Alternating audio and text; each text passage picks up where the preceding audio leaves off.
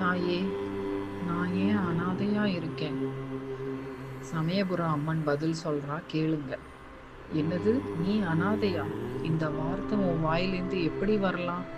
உன்னை உருவாக்குனதே நான் தான். உன்னை காப்பாத்திக்கிட்டு இருக்கிறதும் நான் தான். உன்னை வழி நடத்துறதும் நான் தான்.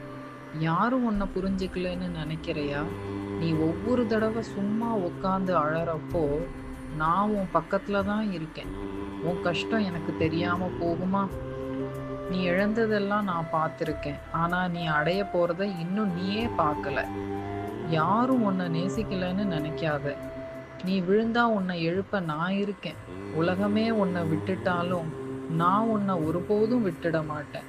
நீ அனாதை இல்லை, நீ என் பிள்ளை. நீ நம்பிக்கையோட சமயபுரம் மாரியம்மன் கோயிலுக்கு வா. வந்து என்னை பாரு. நம்பிக்கையோட வணங்கு. மனதார எனக்கு ஒரு முழம் பூ கொடு. நம்பிக்கை வை. நம்பிக்கையோட என் சன்னதிக்கு வந்து ஒரு குங்கும பொட்டலமும் ஒரு முழம் பூவும் கொடு. நான் சந்தோஷமா வாங்கிக்கிறேன்.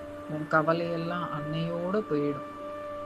இந்த சமயபுரம் மாரியம்மன் எப்போதும் உன்னோட இருக்கேன்.